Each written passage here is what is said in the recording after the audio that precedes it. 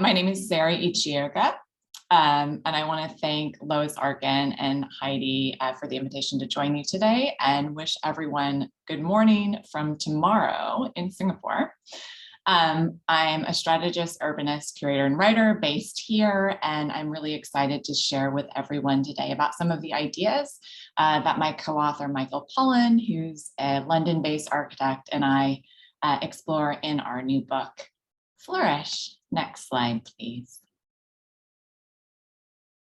So vital signs point to the fact that our extractivist, capitalist society is on the path to breakdown.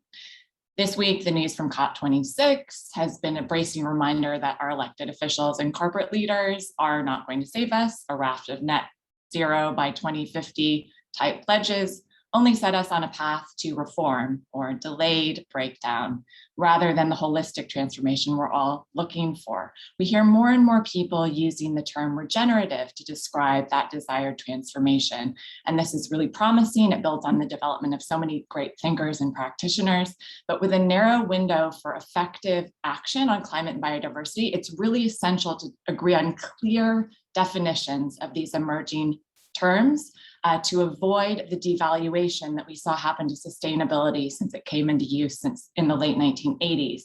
In order to do this, it's essential to identify, debunk, and reject degenerative mindsets that are killing us and other life on Earth.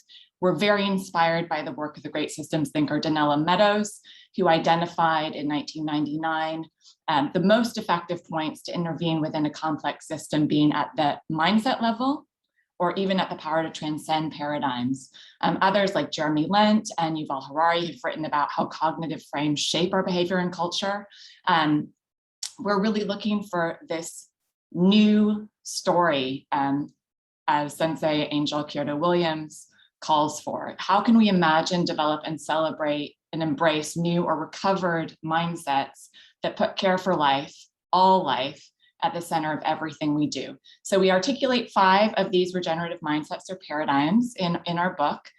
First, we think about new ways of thinking about our capacity to affect change, screening out the noise, looking for the signal, designing under conditions of uncertainty. We also look to rethink a dualistic view which sees humans as separate from the rest of the living world, and look to a new mindset that has humans co-evolving as an integrated part of nature. We examine deep time, the qualitative aspects of time. We also look to assemble evidence that challenges our existing stories about us being inherently competitive, and look at making together as a positive new paradigm. And finally, we address the vexed topic of growth, and look to present the case for planetary health as a new lodestar towards which we should direct our economies. So those of us, everyone on the call today working in the built environment, we undoubtedly have an important role to play in the transition, the pathway from collapse towards a flourishing ecological civilization. Michael and I warmly invite you to read the book, get your local library to stock it, and please join the conversation with us about Flourish online. I'm looking forward to our discussion together.